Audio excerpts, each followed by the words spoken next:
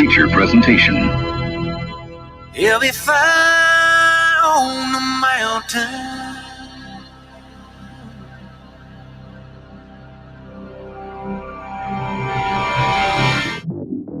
JB and Darren on the JB and Goldwater Show. Line drive right field, base hit. South Carolina wins the College World Series. Watson, touchdown. Hunter Renfrow. He got him, and it's all over. Coastal Carolina rules the roost. They win the championship. And South Carolina has won the national championship. The Citadel baseball team has done it again, but this time the Bulldogs beat one of the top teams in the country. They are giant killers. Get the ball to Bennett. He does.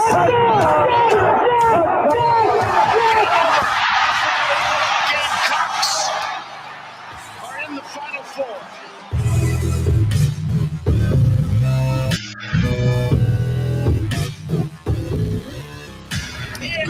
All right, greetings and a good Wednesday afternoon, and welcome aboard the JB and Goldwater Show, live, loud, and online, and very proudly presented by Motley Rice, driven by Stokes Volkswagen. Find them at stokesvw.com. Make sure you check out motleyrice.com, and make sure you've downloaded the JB and Goldwater app. It is free, and you can find us there and on our website, jbandgoldwatershow.com. Across all social media platforms at JB and Goldwater, individually at Sports Media JB, and at Darren Goldwater. Our Share Healthcare text lines, chat lines, and phone lines are open. If you want to find us via text or phone, 843-321-8893, or you could do what Craig and Clint have already done and tap into the chat rooms with Darren, and Darren will put you into the show. I have no idea how any of that works. I just read the stuff, and we mosey along about our day here until 2 o'clock, which, of course, it's Wednesday, meaning we'll be joined by JC Shurburtt at 12:30 this afternoon. He'll be here for about a full hour. Last week, he extended that visit just a little bit, and we'll see if he does so again. Braves lose last night. We'll hit on that today and where things stand for Atlanta moving forward. A lot of football, though, of course, to get to.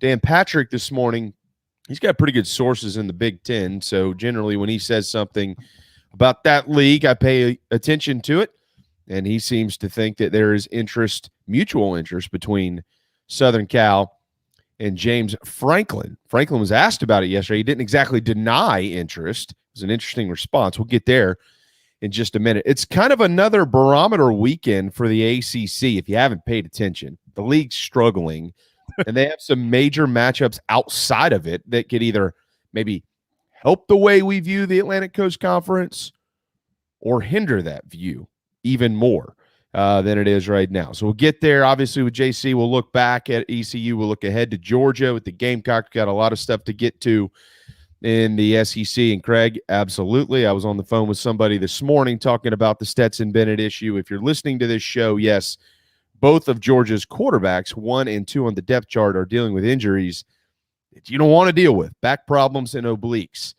So maybe that is something that might favor South Carolina a little bit. But first and foremost, good afternoon, Darren. How are you? Doing very well. I woke up this morning, realized it was Roberto Clemente Day. From this point forward, every September 15th will be Roberto Clemente Day for Major League Baseball. And it's well known. I grew up a Pirates fan. There's a mashup of Pirates behind the camera. If I go that way, that right there is a Roberto Clemente picture. And my favorite, most prized baseball card is this Roberto Clemente card. Clemente, if you didn't know, it's not a bad card. Do you know how much that's worth? I looked it up before the show, and it's worth more than I thought it was. I'll tell you that much. All right. We're pushing into the 4 digits with it, so we're well into the 4 digits with it. So so that's a good thing. But Clemente, I mean, as great of a baseball player as he was, and it's one of the coolest stats that he finished his career with exactly 3,000 hits. He was a better person, and he died in a plane crash going to Nicaragua to deliver supplies following an earthquake. That was December 31st, 1972. A lasting impact. You'll see the number 21 on a lot of players today.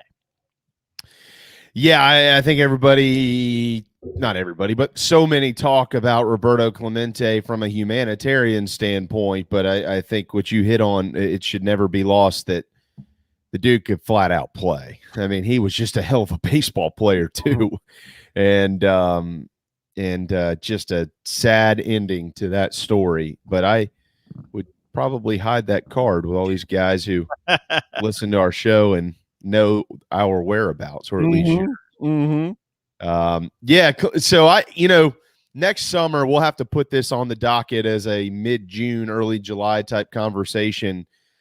Generally when you're trying to come up with stuff to talk about, and these are things that everybody can talk about because we all did it. If you were growing up, like at least if you grew up around me, and I know certainly around you were a baseball fan. Everybody watched baseball. I mean, I played it, so I mean, but everybody watched baseball. And down here it was always the Braves and stuff like that. But amongst our friends, Darren, I'm sure like amongst yours, like we all had a Beckett, just like Clint just sent a message there. Get out your Beckett baseball card price guide. We all had the Beckett, and we would trade cards, and that's when you first started learning to wheel and deal. It was like, no way, I'm not taking Kirby Puckett for John Smith. And it was like those type of things, and it's funny how that transitions to adult life.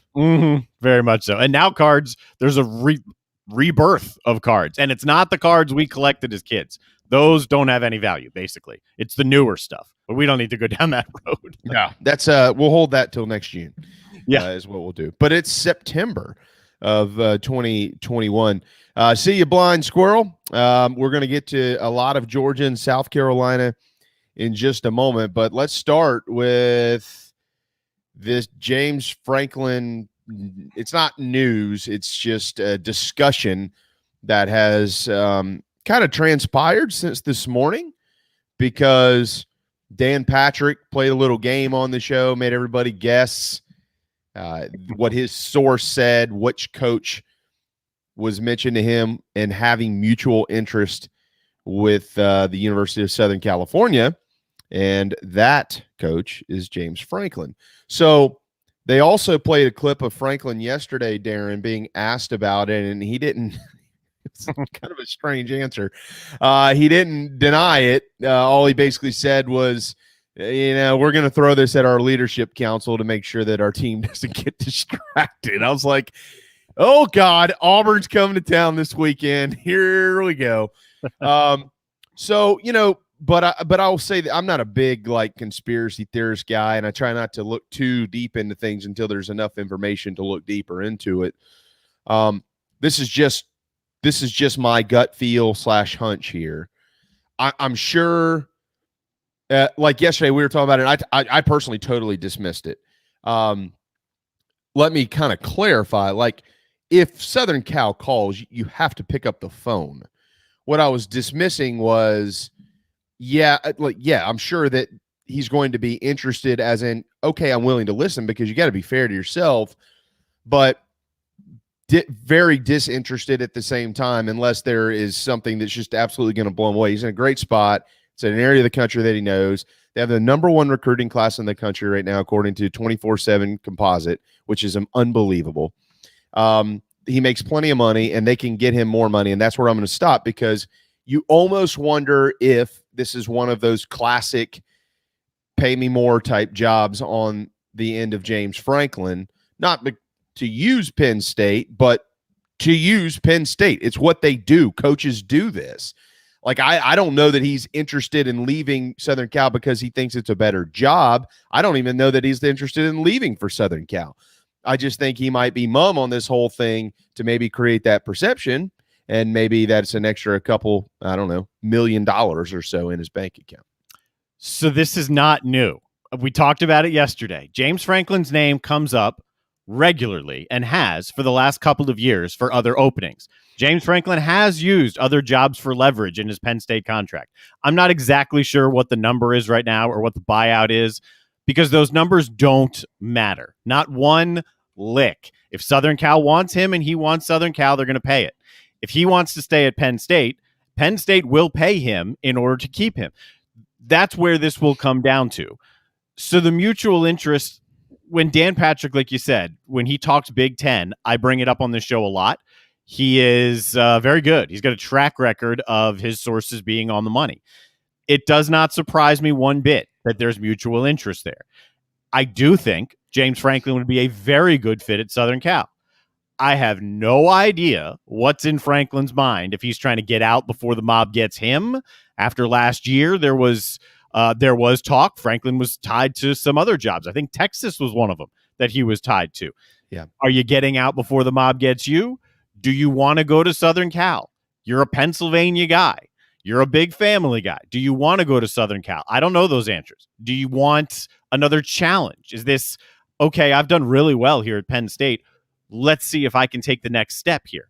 I think James Franklin could take Southern Cal and get Southern Cal back to what I said yesterday as a premier job in the country. If a guy can go there and win, I would like to see how the entire year plays out, because we're going to hear a lot more names, and this is only week 3 of this year. And I heard his response and how he answered it in the press conference. I was like, okay, that's fine, because this is something that comes up every single year. Okay, no, like, he didn't deny it, but I had no thoughts on it. I was like, well, okay. yeah, but here's the thing too. Like, how many coaches are just flat out ever coming out anymore and just, no, I have zero interest, I'm not leaving, period, the end? Nobody really ever says that, because it can come back to bite you. Unfortunately, you have to protect your interests, and all these guys have agents, and they're always working behind the scenes on something. So Franklin is in the middle, Darren, of a 6-year deal that guarantees him at least $38 million, and that's not including bonuses. So, and it's a contract that increases a little bit every year. So basically through 2025, it was the new deal that he signed before the 2020 season. Through the 2025 year, he's guaranteed about $40 million from the Nittany Lions. So obviously, from a financial standpoint, that's very doable for Southern Cal. They would have to pay some sort of buyout. I don't know what that is, but I would mention it's probably somewhere between $5 and $10 million. That's pretty much market these days for some of the best dudes. And so if you wanted to get James Franklin up front, you're talking about upfront money, probably forking over 15-ish type $1 million, somewhere in that range. I would venture a guess. 15, let's say 15 to 20 if we want to go on the very high end. That would be up front, then you got to pay him every year after that. So when you think about it, or when I think about it, we go, holy moly, he's guaranteed $40 million.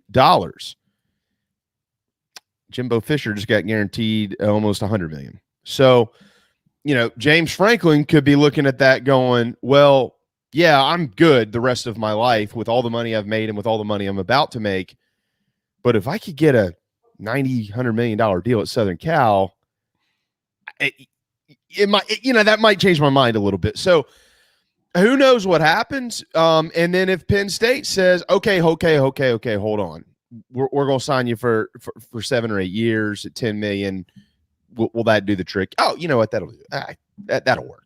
Mm-hmm. So, does this strictly come down to money, Darren? I don't know. I think generally a lot of times it's quite influential, but we'll just have to see. What I think really sucks is it is September the 15th, and these players are going to have to listen to this a lot. That's why I liked his answer. That's why it wasn't something that I was like, oh, that's not a denial. That's why I said to myself, great, good answer. Go talk to the leadership council on your team, because this is September, whatever it is. Auburn's coming to town. It is a massive week for Penn State. It is a massive week for the Big Ten.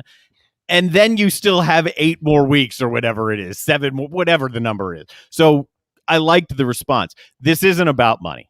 This is about what James Franklin wants. This isn't what he wants money-wise. This is what he wants career-wise, life-wise, family-wise, because the money will be there. Whatever he decides, if we go all the way down the line and he is who Southern Cal wants, then it's up to him.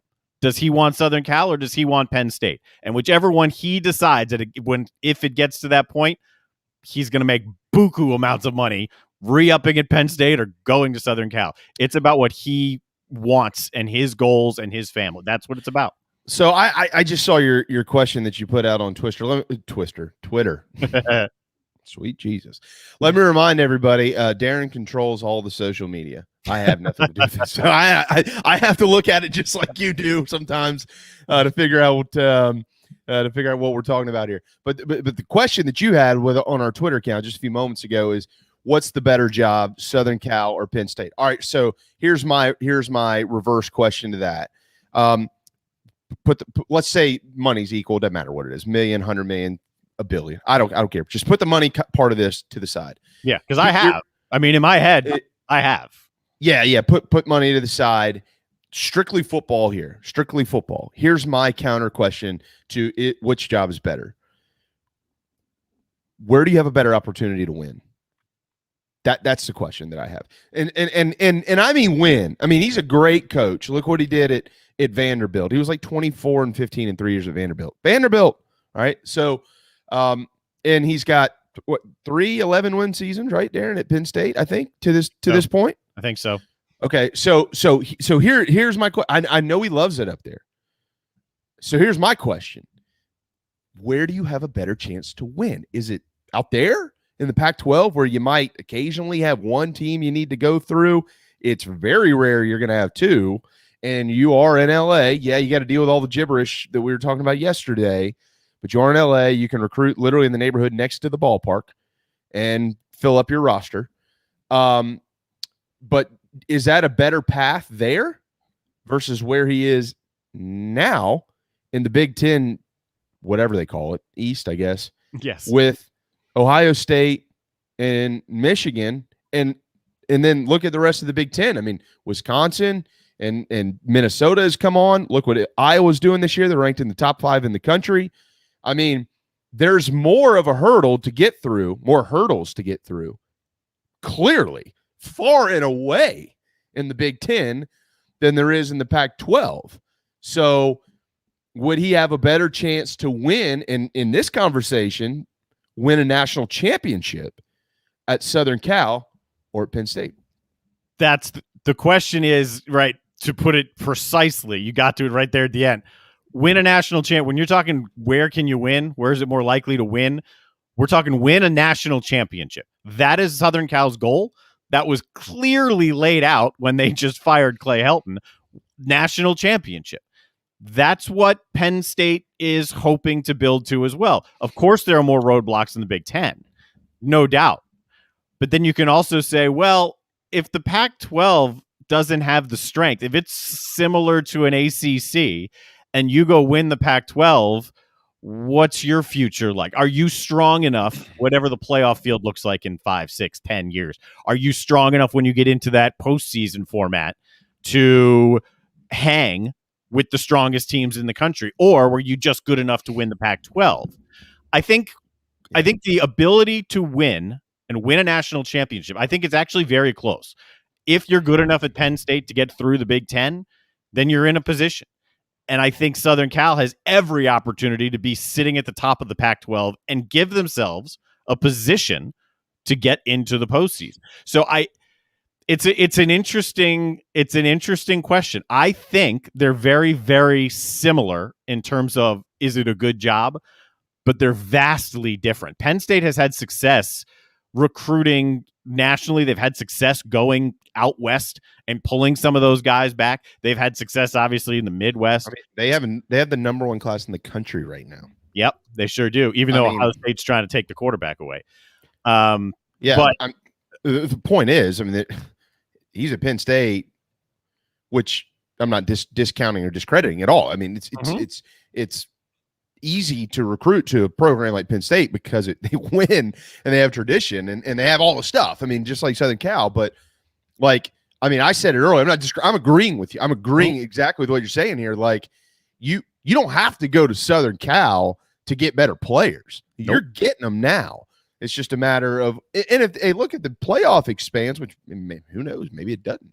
But if the playoff expands, it's not really going to matter. I mean, you get in from either place with what he's done. Mm-hmm. So that's why I think at the end of the day, I think he stays. I really don't know, because at the end of the day, because I do think so much of this is even, because like I've said, this is not about money. I think you can win, and the odds of winning are very similar in both places. I think they're both top tier jobs. I think at the end of the day, if it comes down to, and this is a circle it, major capital letter if, it comes down to James Franklin is Southern Cal's guy, then it comes down to, what does James Franklin want? In his head, does he want the opportunity to take Southern Cal back to when they were the biggest ticket in LA and you had celebrity after celebrity just dying for a ticket? Does he want that? Or does he want to stay around where he played college ball, where he's from, where the family life is, as he's even described it, great. He loves what he's got there. I don't know. Yeah. At the end of the day, that's what this comes down to, because a lot of it outside of that is even. He can win in both places. He's proven it in one place, and he can go out there and win too. Yeah. I mean, climate's a little bit better out there. But as Craig's pointed out, I like it in Happy Valley. Yeah. Well, look, if you were asking me, if I was in James Franklin's shoes and this is just strictly a football decision, this wouldn't even be remotely close for me. I'd be like, what? I'm going to stay in the place where every week there's 100-something thousand people. Even if we're having a bad year, there's 90-something thousand people out there. It ain't there unless you're at the top of it, and then all of a sudden the celebrities show up and all the fair weather fans. But then when you're not playing well, there's nobody in the ballpark. That is not the case at Penn State. So yeah, I don't think it's much of a decision if he called me and asked me what I would think, which more than likely he probably won't. But if he does, I will. That's what I'm going to tell him on your behalf and things like that. And also, as Craig pointed out, and I've seen 3 or 4 of it on Twitter as well. Yeah, taxes in California, they're out there, and yeah, you know what? You might make $10 million a year, but if you're making a couple $1 million less than that in Penn State, you're actually going to make more after taxes up there. I don't know what taxes are in Pennsylvania, but I know they're better in California. So, whatever. But look, here's my September prediction. He doesn't go. He stays at Penn State, and I think that this is just going to be a long process, and we'll see where it goes. I saw who tweeted this out yesterday. They said you make Matt Rule tell you no. Somebody else make Urban Meyer tell you no. Urban Meyer. Oh, who was it that said you make Dabo Swinney tell you no? What is wrong with these people? Why do they float this crap out there? Dabo Swinney ain't going to Southern Cal. That doesn't seem to make a whole lot of sense to me in the least. No. Like, this is my point. Like, the whole Beamer thing last year, like, not to get off on a tangent here, but, like, remember the whole guys, some of these national dudes are great reporters, but they're morons when it comes to some of this stuff. I respect the hell out of them and the jobs they've done, but some of the crap that gets floated around is like, I'll say it though, like, it's worth a call. I mean, hey, the worst thing you can do is tell you no. I'd be interested. I'll call him. Dude, hey, Dabo, you interested? Yeah, but think about this for a second. And you know what I'm going to say, and there's no way you can disagree with me. Mm-hmm. Dabo Swinney is no fit in Southern California. No. None. There is nothing about him. I'm not degrading him. This is nothing personal with Dabo Swinney. It's about who he is and how he handles a program, right? Mm-hmm. They control the narrative up there. It's a very what's in the circle, it's in the circle. That's it. That is not the case out there. It's a glass house. Southern Cal. That would be I just assuming they'd win here, but that would be a debacle. There'd be so many people just reaming him left and right for how he does things that they don't like. People got to do their homework before they float stuff out like that. I was just laughing. I do think, and I mean, obviously, I'm a Penn State grad. I do think James Franklin is a very good fit for Southern Cal if that's what he wants. I prefer he stays as a Penn State grad, but it's not my life. So I'll put it that way. I think his personality, I think the way he's recruiting, I think a lot of things make a lot of sense for James Franklin in Southern Cal. It's just a matter of if that's what he wants. Yeah, absolutely. Absolutely. We're going to talk about this here in just a minute with JC Shurburtt. Shane said it yesterday, and he just said it again today. Asked about Will Muschamp, and in his quote today, very similar to that of his press conference on Tuesday. Quote, he let it be known he would be willing to help about anything, not about just the players, but the program in general and the coaches. I talked to him once about a coach I wanted to hire that he had interviewed, end quote. And I'll say, and again, we'll bring JC into this here in a minute because Carolina will reunite a little bit across the field, at least, with Will Muschamp on Saturday night in Athens. Right after Shane had gotten hired, Darren, I had kind of reached to a couple of my sources up there that are good ones, and spoke to a lot of the guys that we know that are pretty close to the program in the media and their sources, and everybody had heard the same things. Maybe somebody remembers some of these conversations we had back in December and in January.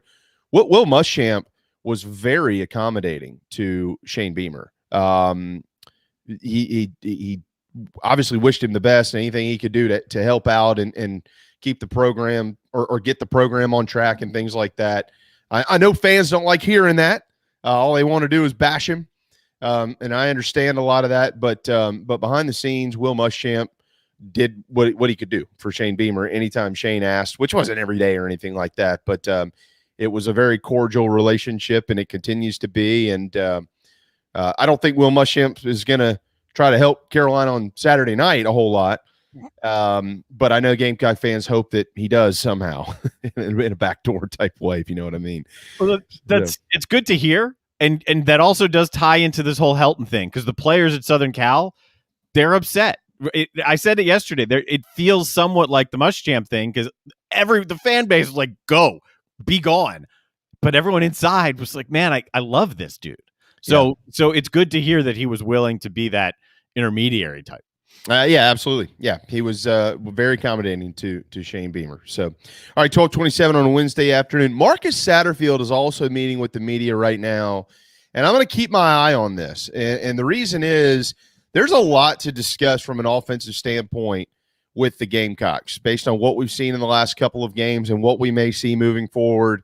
And before anybody out there throws stones at an offensive coordinator who's been around for 2 games, let's talk it out. Let's talk it out. I sat there and watched the ball game last night, and Michael Flint and I sat on the phone for 1 hour and 31 minutes during this game and broke it all down. Yeah, Mike is out of wine today. But we'll have a lot of that on Friday in the Big Gamecock preview show. We'll also have a lot of that coming up here on the JB and Goldwater show with JC Shurburtt. So stick around. We'll be right back. This is Mike Mazzell for Stokes Volkswagen on Ashley Phosphate Road. You know what happens when you sell record numbers of new vehicles? That's right, we take in record numbers of local trades. Despite what the news is saying, quality pre-owned vehicles really aren't that hard to find. You just need to know where to look. Stokes Volkswagen on Ashley Phosphate and on the web at stokesvw.com. We've got over 1,200 pre-owned cars, trucks, SUVs, and all at a fraction of the price when new. Every vehicle has been inspected and reconditioned, many with the balance of factory warranty. Best of all, at Stokes Volkswagen, you don't need perfect credit to get approved for a quality pre-owned vehicle, and we'll take any trade in any condition, even if you owe thousands more than it's worth. Don't forget, we'll buy your car even if you don't buy a car from us. You're going to love our pre-owned selection, I guarantee it. So come see us today at Stokes Volkswagen on Ashley Phosphate or stokesvw.com. Peace and love at Stokes VW. Negative trade equity financed a new loan subject to lender approval. People don't like to get stuck in traffic, stuck in the mud, stuck at work. And 2 others you probably don't think much about: stuck with a big medical bill or stuck with a healthcare program that doesn't fit who you are. Experience.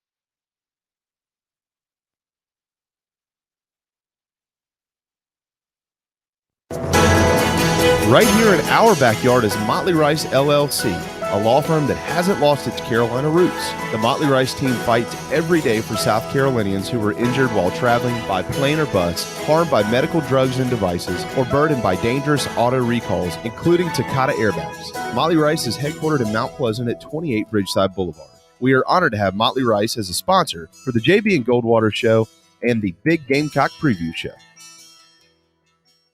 At Patriots Point Naval and Maritime Museum, families walk in the footsteps of our nation's heroes, the brave ones who risked their lives to defend our way of life. Home to the aircraft carrier USS Yorktown, USS Laffey, and the USS Clamagore, there's more than 1 million square feet of exhibit space to roam. White Glove certified, we have several new health safety measures in place to enhance the visitor experience. Come for the day and leave feeling inspired. One of the most impressive museums in the country, located right here in Mount Pleasant. Visit patriotspoint.org for more. We'll see you soon. People don't like to get stuck in traffic, stuck in the mud, stuck at work, and two others you probably don't think much about, stuck with a big medical bill or stuck with a healthcare program that doesn't fit who you are. Experience true medical freedom with Share Healthcare. More affordable, more options, user-friendly, and biblically sound.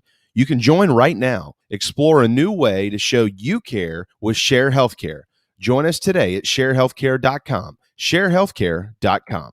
This is Scott Glaze, head golf professional at the Links at Stono Ferry, located on the outskirts of Charleston, South Carolina. I'm inviting you to tee it up on one of the most scenic and challenging courses in the Lowcountry. Our back nine is highlighted with 3 holes that border the Intercoastal Waterway. Visit stonoferrygolf.com to book tee times and discover all that Stono Ferry has to offer. The Links at Stono Ferry is a former South Carolina Golf Course of the Year and is also home to the College of Charleston men's and women's golf teams. Come see us. We would love to have you. stonoferrygolf.com. Your online radio. The new online radio that makes you happy. I got honeybees beating on my screen door. I got a little buzz in my head. So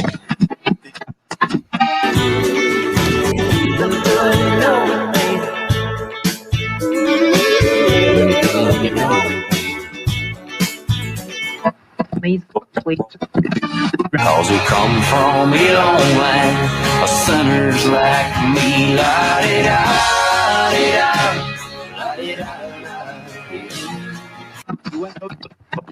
And you were listening to the JB and Goldwater Show, live, loud, and online. Don't cry for me when I'm gone. Just put a quarter in the jukebox and sing me back home.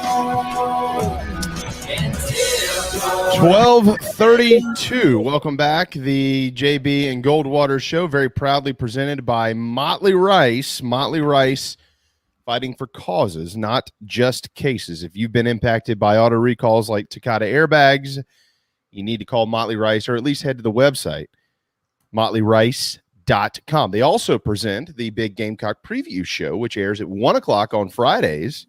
And then after that, if you miss it, you can always go back and listen to it to get you ready for Gamecock football. JC puts it up there on the Big Spur. We put it out there on all of our stuff. And then we make everybody happy and tell you how everything's going to be great and grand on Saturday afternoons, just like it was last week, and we were spot on. Hey, JC.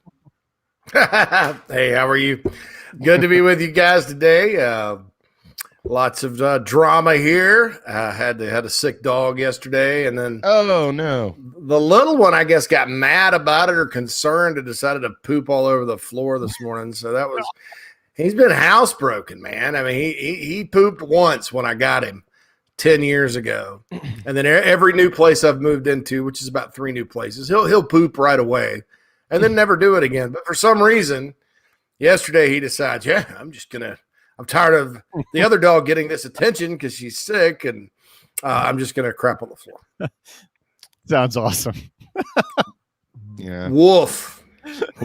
My kids do that too. So it's I do that too when I don't get enough attention around the house. I'll just go poop on the floor. Who doesn't? That'll get her attention. Yeah, of course. Stop making pancakes for your kids and pay attention to me, woman. There you go. Oh, yeah. Shoot, I'm just happy if I can go on a regular basis, man. I'm getting old. Oh, God. If I could poop on demand, my life would be wonderful. Well, you didn't expect me to talk about that, right? No, I didn't. But we always hope everything's coming out okay for you. So, we'll keep you in our thoughts and prayers, JC. Should be in about an hour. I got some medication. Oh, God. So, do you want to talk football, or should we? Probably so. Should we just keep with our? Let's talk about the other oblong brown thing, and not what we were talking about. You bring your potty mouth over to the other side, okay? Yes. All right. So, let's before we get to ECU, Shane is on the teleconference. Well, he might be about wrapped up by now. I think he is actually. So, JC, I want to go back to December. You and I had a lot of these conversations back then, and he was just asked about it for the second day in a row. Will Muschamp and their relationship and things like that. And Shane just explained on the SEC teleconference that Will Muschamp was an open book, basically open door policy. When Shane got hired, give me a call if you need anything. They did speak on numerous occasions, and Will was very helpful. I don't even want to use the word cordial because that means like I don't really want to do this, but I am. He lent any help he could, and very willingly did so. So I know that the fan base doesn't ever really want to see Will Muschamp be very successful in anything again because of what's happened around here. But I do think it's important to point out that when Shane Beamer arrived, that there were some things that Will Muschamp did do that ultimately have helped not just Shane, but the Gamecock football program. Yeah, I think the fan base has a different view of Will Muschamp than maybe other people, in my opinion. Will Muschamp treats people correctly. He treats people with respect. He's kind of a man's man and a coach's coach. Never didn't come across that way in the media or in his dealings with the fans, so I understand that. And then, of course, you have people that get their feelings hurt all the time about every head coach that's been at every school, because you're like, hey, can you sign 87 items for my grandma's auction? And they don't understand why they can't take an hour and do that, or they don't, necessarily trust that that's going to your grandmother's auction or whatnot. And so people are like, I'll never speak to them. I'm pulling my donation or whatever. Yeah. That happens at South Carolina and everywhere else. So you hear those anecdotal things a lot, but the bottom line is Will Muschamp treated everybody with respect. There's respect for him. I'm not going to tell you and lie and say that, he was all appreciative and thankful for the job. And I think he's thankful for the job. Obviously, he walked away with $12.9 million, but his departure it wasn't like his departure from Florida. And so I'm not saying that there wasn't, because of the COVID year and because of the stuff they went through last season, I'm not saying that there wasn't a little bit of, my gosh, bitterness. Let's put bitterness in there. Yeah. But Will Muschamp's also the type of guy, he's not going to let that impact what he does. Okay. And that's be a professional and treat people with respect and, help Shane. I think, Will recruited 85% of this team. They're his players. Will Muschamp never hated his players. Maybe they had some culture issues and there's a wrong sort of emphasis that happened. And look, Will Muschamp's got to figure that out if he's ever going to be a head coach again, because it happened at two different places. Things went wrong. Look at the injury situation compared to last year. And then through two games, compare how physical on defense, I'm going to say on defense and special teams, especially this year's team is compared to last year's team. Think about that. Yeah. And without the injuries, so I'd say people are, it's part of the game, but this year's team's been much more physical, especially like in the secondary and things like that. So there are things he needs to put his finger on if he's going to be a head coach again that happened here. And look, I'm not saying that some of the fans aren't justified, because it had to be frustrating to listen to his press conferences every week. I liked Will Muschamp's press conferences because I like to hear things about football, the terminology and stuff like that. I'm like, oh, well, that makes sense.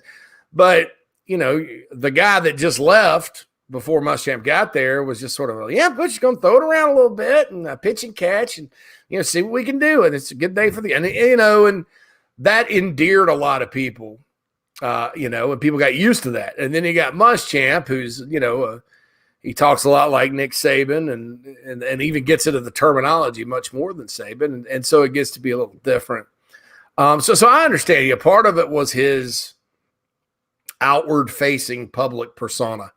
But I don't think anybody should, there was a coach at South Carolina that put a lot of players, a transition in the 90s that put a lot of walk-ons on scholarship. The playbook ended up getting stolen and sent someplace else, right? And they carried him off the field. When the arch rival came down and ran most of his players into an 0-11 season. Yeah.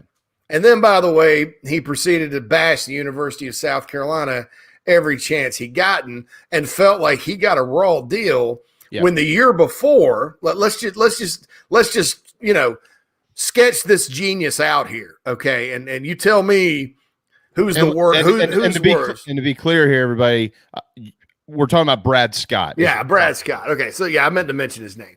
So there was a stolen playbook. There was walk-ons going on scholarship to hamstring Lou Holtz. There was constant negative recruiting at the arch rival. There was extreme bitterness. And, he was on the hot seat. And, Mike McGee, didn't want to admit – Mike McGee used to never want to admit a mistake, right? So he's like, you need to fix your defense because your defense has sucked the whole time you've been here. And there's one common thread, and that's Wally Burnham. Now, Wally went on to be average, above average, someplace else. But, so here's the genius idea. And this is why this is why Brad never coached again, probably. His idea as an offensive guy, and you've watched the Gamecocks score points with good offensive talent. Anthony Wright's coming back. You got Troy Hambrick. You got good receivers. Is to go hire Chuck Reedy, whose offense was something out of the 1980s, who was terrible, and run I formation and do a throwback offense, which means you have to play defense. And then you go 1-10. Why is that a shock that you got fired? Why? Yeah.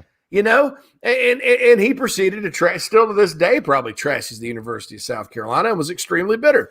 Maybe there were some underlying things there. I was a young man there. I certainly didn't have the connection to the university that I do now. But I don't think you're going to see Will Muschamp. I don't care if the score's 52-0 this weekend. No. The Georgia players carry. Now, if it happens, I'll say something. If that happened, I'll be, a little bit disappointed. He won't do that, though. There's no way. It's not in his DNA. It's not who he is. What's in his DNA is what you saw after the 2017 game when Carolina beat Florida at home, and he was out there, hugging Florida players and things like that. It's good to see you. Hope you're doing that. Look, Will Muschamp was. It is what it is. He wasn't a good head coach. It didn't work. And I understand people's frustration and bitterness about that, but as a man and as a person, JC, which is what you're speaking to here, he is a good man. He is a good man, and he is a good person, and he does have respect for the school. I know he doesn't like how it ended, and he doesn't have a lot of respect for a guy who's not there anymore that led the university itself. But he is a good man. No, great guy, and but Gamecock, you're not going to convince anybody like that about that, and. By the way, Clint, he texted in on the text line. He said, I want to be clear because I want to clarify this. But to be fair, they played Tennessee and Florida last year, 2 games, not the same physicality as EIU and ECU. I agree, but I'm not just talking about last year. Go back to the North Carolina game in 2019 or Vanderbilt certain years or just the whole time. And my point on this is not so much, the physicality. It's good to see the secondary tackling, and I'll include J.C. Horn and McWamu in that. Those guys, they weren't doing anything like Cam Smith's doing right now against anybody. But my point of comparison is there's no lack of physicality with this football team right now. and there's we're talking about 2 injuries, and one was somebody's foot got stepped on, another happened in a scrimmage. Yeah. And think about how many injuries we constantly were talking about under the previous regime. That was my only point as it relates to Will Muschamp, but what he's got to figure out, because the whole 9.5 years he was in the SEC, his teams were constantly gutted with injuries. I mean, Florida and South Carolina. So, but that's all I was saying. I'm certainly not saying that the Tennessee and in fact, last year, I don't think we saw a lot of physical football with anybody, to be honest. But I agree. I'm just saying that it's kind of funny that the injuries are a lot less, and you see a lot more hard hitting and things like that from the Gamecocks than you have.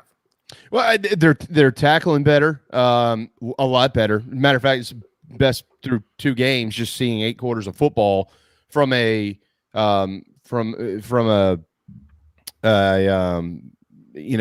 X's and O's conversation here. They're much better. They're clean. They're crisp. They're playing faster. It's something that Flint and I were talking about last night. And regardless of competition, I'm just talking about watching South Carolina, knowing what's going on. And one of the reasons that you play faster, JC, as you know, especially on defense, is where it really shows, is communication. And if you don't communicate well, then you don't play fast. And JC Horn, about the only thing he didn't do well was communicate. The Kiffin clipboard play against Ole Miss. Yeah. Fundamentals, thank you. Guys running wide open. And in that system, and that's not the case. And look, I don't care. This is the bottom line. I've talked to too many college coaches that tell me this. I've talked to too many high school coaches that tell me this. Too many people that were on staff at Carolina that tell me this. The defense they tried to run, you have to have not only overwhelming talent, but the best of the best mentally. Like in terms of, and look, you have to be mentally disciplined to play in the NFL. There's no question. But 18-year-old kids aren't always there yet. The reason Alabama can do it, and even that defense busts sometimes in the secondary, is because they go and get these guys. They're not just out there, let's sign every 5-star player. They're signing select 5-star players, and they're selective about it. And that's why Bama can do it. That's why Georgia can do it to a certain extent. That's why Tennessee was a complete abject failure at doing it, and so was South Carolina, because unless you're Alabama, and then to a lesser extent Georgia, that's a system you can't run. But on the flip side, when guys go through it for 4 years, 3 years, they get to the NFL and they're like, this is simple. So, there's a trade-off. And look, it's a college football program. It's not an NFL training ground, So I think the simplification with this year's scheme, even though it looks a lot more exotic, to be honest with you, it's not. There aren't as many checks, and the guys are playing free. They know it. And that's a credit to Clayton White and also to the players for saying, look, we're going to, Cam Smith right now is playing with a lot of buy-in. He's a highly rated guy. Things haven't gone his way a lot, and he's decided, look, I'm going to take it on my own hands to improve, to learn the system, and to play free and fast. And he has to this date. So that's been an important thing. But, back to put a bow on Muschamp, I think, if you're a Gamecock fan, you can spew all the venom you want and all that and be upset. And I understand completely. It just didn't work out. But I think in time, depending on how some of the players on campus right now end up playing, you're going to look back and say, he left it in pretty good shape compared to, Brad Scott, Lou Holtz, and even Steve Spurrier when they left from a personnel standpoint. I think that's no question. That's what what you want to hope is that Shane Beamer's not the swamp donkey, but that he has, he does well with what's left over and then continues to build at South Carolina. JC Shurburtt 12:49 on this Wednesday afternoon, and I agree. I mean, there's obviously holes. And one of those holes is at quarterback, and we're going to talk a lot about that coming up in segment number 2 as it pertains to the offense. We'll mix in what we saw in ECU and what we're looking forward to in the Georgia matchup, JC. But yeah, I mean, there's clearly, anytime there's a coaching change or firing, I should say, there's going to be holes. Carolina has them, but this team was not left like Brad Scott left it. I think it's in better shape than it was actually left with Lou. And of course, Tim Frisky could probably comment on that. I know he's watching or listening. And then it's been much better shape than Spurrier left it in 2015. I want to mention something though, because I tweeted this out last night, and this is a microcosm of, I think, where the new mentality is in this program from a leadership standpoint. So I was rewatching the game last night, and I happened to notice, and I hit rewind to go back and watch it again to make sure that I was right.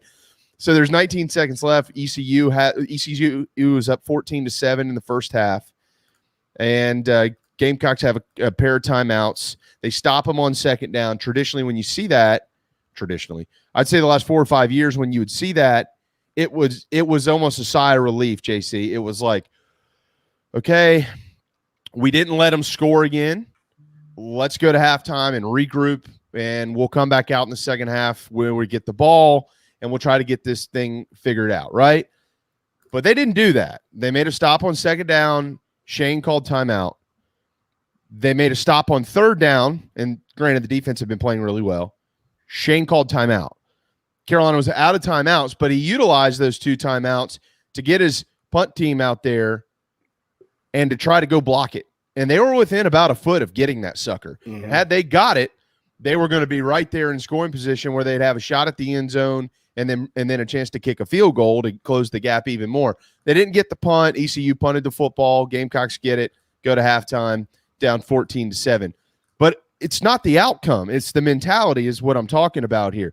That hasn't been around the last 5 years. So a lot of people watched the game, totally missed that. Oh, man, halftime we're down by 7 points. But that strategy right there, one day it's going to pay off, JC. We're going to see that one day somewhere where somebody is the aggressive attack mentality is going to pay off. And I just feel like that's something this program has missed for a few years. Yeah, I think so. And, there were times at the end of half, Spurrier, things weren't going well. He'd be frustrated. Just take a knee and let's just run it out, or let's just run the ball. But it was definitely like that. The end of half situations under Muschamp were, tricky. And I think it's doubly tough for Gamecock fans because I swear, since Tommy Bowden was at Clemson, you give Clemson the ball with 2 minutes to go in the half or a minute, they're going to try to score every single time.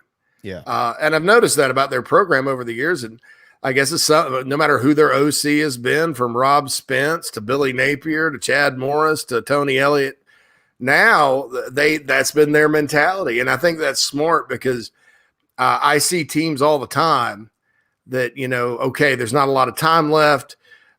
You put the defense back out on the field again. They're watching the clock. Let's just get them on the ground. And I think that's when you kind of lose your edge a little bit. And offenses can take advantage of it, and so can special teams. And I think that was smart. And as long as Beamer, when you talk about emphasizing special teams, a lot of people just think that means practicing it. But when you're sitting there going, all right, we're going to give our special team, we're going to give our punt block team a chance to make something happen at the end of the half, that speaks volumes because, it's not always what happens, as we all know. And so I hats off to him. This program for a long time has been one of the worst in the country as far as overall special teams goes. There have been a lot of great kickers through the Spurrier era, right? Yeah. And some great players like Debo Samuel and Ace Sanders in the return game and all that. But blocking a kick, all this other stuff, that kind of, well, you can ask Will Muschamp about that, but from his last game or one of his last games at Florida, but it hasn't always been emphasized. I thought they got better under Muschamp. I thought he did make it more of an emphasis than Coach Spurrier did. But this is a different level because you got a different level special teams coach in Pete Limbo. He's one of the best in the country.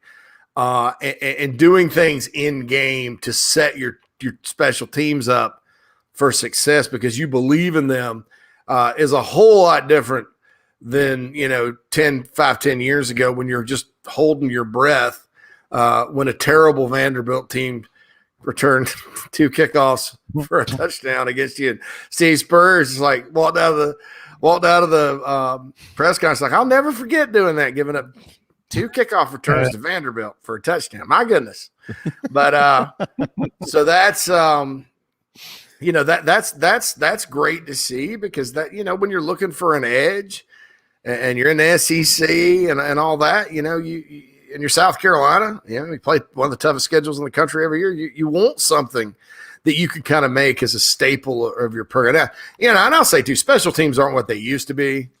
Like when Frank Beamer had them going at Virginia Tech and all that. You almost need a guru like Limbo in there, and you need complete buy-in, and that's hard. But or you need like Alabama talent to where, if you want to get on the field as a freshman, this is how you do it, and they're all really good athletes. But right. I've been very impressed with that phase of the game so far for the Gamecocks, and if they're going to have any shot this weekend, they have to win that battle. And Muschamp's the special teams coach, so there you go. If you want to get back at Will Muschamp, hope the Gamecock special teams play pretty well this weekend. Yeah, no question. Get to a couple of the comments here, JC, and then we'll get out and into break here in a couple of minutes and bring you back for your second segment. But not sure what assistant OC, JB, I'm not sure what that was referencing there. Cam Smith looks like our next NFL QB from Clint. And Craig Van did a super job catching punts as well, and there were a lot of them. So these are 2 players who are worthy of a lot of conversation. We're going to kind of lump them into our the next part of this one with JC when we look to the Georgia game. But JC, we knew all offseason that Cam Smith was going to have to be a dude in order for that secondary to show a whole lot. And he's a dude. And Josh Van just looks like a totally different player. I mean, Michael Flint's been gushing over this guy for years from an ability standpoint, but he just needed somebody to get through to him. And Justin Stepp has obviously been that guy. He's stepped up in a big way. But real quick here before we get to break, I want to ask you about Cam Smith. A couple knucklehead moments certainly on Saturday. Clayton White asked about that today. He said, literally, Darren, exactly what you and I talked about yesterday with Keith. That's great energy. You just got to learn how to channel it, and that's something they'll work on with him. Oh, yeah, I think some of the worry warts out there that were like, oh, my God, he's going to get you a 15-yard penalty, and they have the DJ Swearinger custom-signed jersey at home, which, you're like, it's hypocritical. But it's, Swearinger was like that. He'd get a penalty every now and then. I mean, the infamous hit on Andre Ellington that drew the 15-yarder in that close football game.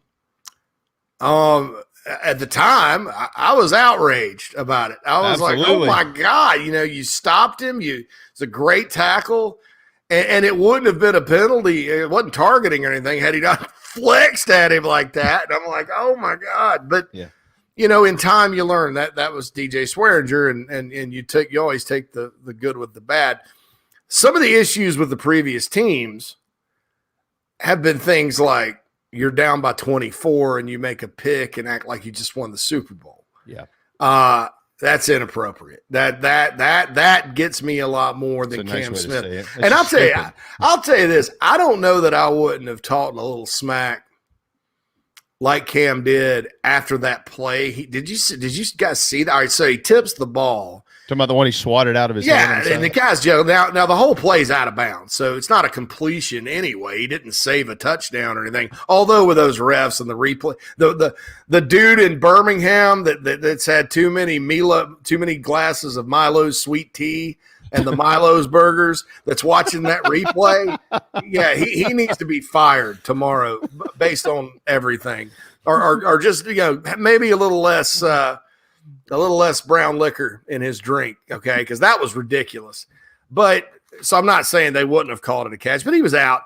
But then to do that, the guy bobbles it. It goes in the air. He gets it, and then he makes like a I don't know. It's almost like he was throwing a dart with his arm and punches it out, almost like a basketball, like a steal. Yeah. I was like, that's a heck of a play, and it was so good that I think he was just like so fired up he made it that he just lost his mind for a second. But I think corners need to be a little crazy, and they need to be a little fearless, and they need to be a little brash. Who's one of the best corners of all time? Prime time, Deion Sanders. Richard Sherman's was a very demonstrable guy when he was playing corner. Even at Carolina, your guys that like Stephon Gilmore was a quieter type. So was JC Horn, and they certainly speak for themselves. But you look back on I mentioned DJ Swearinger, but just the physicality of a guy like a Sheldon Brown or a Jonathan Joseph. Yeah. That reminded me. I've been looking for that from Carolina defensive backs for a long, long time, since Swearinger and those guys left. And that's why, for the whole Muschamp era and a lot of the Spur era, offenses would kill Carolina on the perimeter because they had good cover corners at times, but none of them wanted to tackle. I mean, you think Chris Lamons, and nothing against Chris Lamons, he's played in the NFL, or Rashad Fenton or any of those guys, they never displayed a big willingness to go up there and do that against anybody like Cam Smith's doing right now, and like a couple of others guys are too. Yeah, it's the two things. Like Deion didn't want to tackle anyone either. He just made sure they didn't get the ball. Yeah, he would jump on top of their back and stuff, but he was so good at coverage that nobody ever. Yeah, you didn't go to his side a lot anyway. Yeah, so. I mean, you want to run right at him. Florida State or whatever NFL team he was on, they probably had a pretty doggone good D line and some help out there. But yeah. I do think that there's a lot of your great corners are very sound tacklers and hit hard because once you do that, people kind of get a little nervous. They'll drop passes out in the flat and stuff like that. So I think Cam Smith's playing outstanding. Like I said, he was a borderline 5-star guy coming out of high school, Army All-American, that kind of thing. He's playing even better than he looked out of high school. So yeah. I see a blind squirrel. We'll put that in the bank and address it on the other side of this break. JC, do not ever run through all the great Gamecock defensive backs again like that without mentioning Tony Watkins. My man, Tony Watkins. Rock Hill, he would stick you. Watkins. He would stick you. Exactly. Everybody talks about Swearinger. I'm like, yeah, I remember Tony Watkins. That defense wasn't as good back then. Damn. But Tony Watkins and Lee Wiggins had no problem taking your helmet off of your head. And I forgot about Lee. Lee Wiggins played for like 127 years. He did. I wish he was still there. He was there long, like for a decade. I think every Brad Scott year and every Sparky Woods year. So yeah, don't do that again. Come on, man. You're better than that. All right, we got to hit a timeout. When we return, we will look to Georgia and kind of encompass what we saw in the ECU ball game. Talk about Marcus Satterfield and the offense, and some of your questions here that have popped in. We'll make those a part of our conversation as well. If you've got more, pass them along on the Share Healthcare chat lines. Hang tight, JB and Goldwater show, very proudly presented by Motley Rice. We'll be right back. Hopefully, you won't ever need legal help for a catastrophic injury or health issues from a medical drug or device.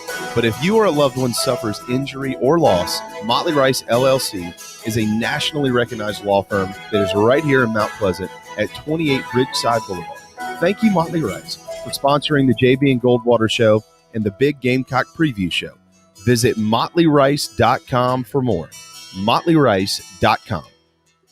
This is Mike Mazzell for Stokes Volkswagen on Ashley Phosphate Road. You know what happens when you sell record numbers of new vehicles? That's right. We take in record numbers of local trades. Despite what the news is saying, quality pre-owned vehicles really aren't that hard to find. You just need to know where to look. Stokes Volkswagen on Ashley Phosphate and on the web at stokesvw.com. We've got over 1,200 pre-owned cars, trucks, SUVs, and all at a fraction of the price when new. Every vehicle has been inspected and reconditioned, many with the balance of factory warranty. Best of all, at Stokes Volkswagen, you don't need perfect credit to get approved for a quality pre-owned vehicle. And we'll take any trade in any condition, even if you owe thousands more than it's worth. Don't forget, we'll buy your car even if you don't buy a car from us. You're going to love our pre-owned selection, I guarantee it. So come see us today at Stokes Volkswagen on Ashley Phosphate or stokesvw.com. Peace and love at Stokes VW. Negative trade equity finance to new loan, subject to lender approval. Wando Power Equipment, the trusted home of Hustler zero-turn residential and commercial mowers. There is nobody more trusted in South Carolina than our friends from Wando Power Equipment. They've been providing elite commercial and residential service for over 30 years. Landscape Services have turned to their selection of Hustler zero-turn mowers like the Raptor. Bigger, stronger, faster, and the most durable Raptor Hustler has ever designed. Located on Daniel Island and online at wandopower.com. Wando Power Equipment, owned by the Price family, the home of Hustler zero-turn mowers, rentals, service, and specializing in family and friendship. You hear me talk about Dog and Duck all the time, and there's no other place I'm going to watch my college and NFL than the Dog and Duck. They have 3 locations, Bell Hall, Park West, and Clements Ferry Road. They have specials all football season long, like $12 pitchers of their own D2 brew, $5 pints of Sierra Nevada, weekly pick'em sheets with prizes, and the best wings in town, bar none. For all your football, college, and NFL, the Dog and Duck, Clements Ferry Road, Bell Hall, and Park West. Hi, I'm Chris Half, Public Information Officer at the Patriots Point Naval and Maritime Museum. We're home of the mighty USS Yorktown, USS Laffey, Flamagore, and Vietnam experience. And we're a proud partner of the JB and Goldwater Show. We invite you and your family to come see us and enjoy a day on Charleston Harbor. Visit patriotspoint.org for more information. And now, it is my honor to present the national anthem.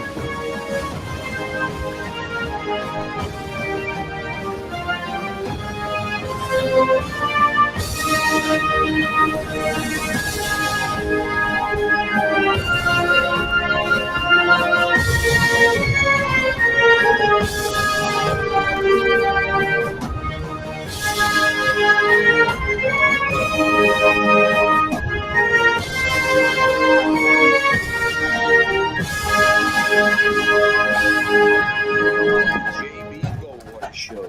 Live, loud, and online. All right, final hour, Wednesday afternoon, halfway through the work week. We know it's hump day, and it's hard to get over sometimes. That's why we bring JC along with us on our Wednesday afternoon programming right here on the JB and Goldwater Show, driven by Stokes Volkswagen, stokesvw.com. Very proudly presented by Motley Rice. JC, JB, and Darren. Follow us on social media at JB and Goldwater.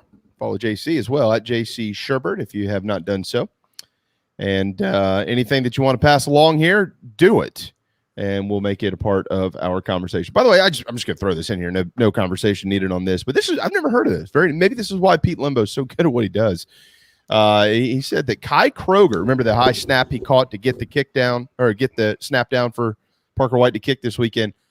He does receiver type drills to work on his holding, like catching it and being able to. Isn't that crazy? Never thought about that. So that's an interesting little nugget there. If you're an aspiring special teams coach, you might want to put that in the bank. Or a holder, you can go get on the jugs machine.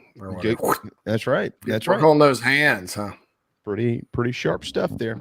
All right. So JC, we're going to try to lump as much as we can in here, and want to dabble in the SEC a little bit before we let you go.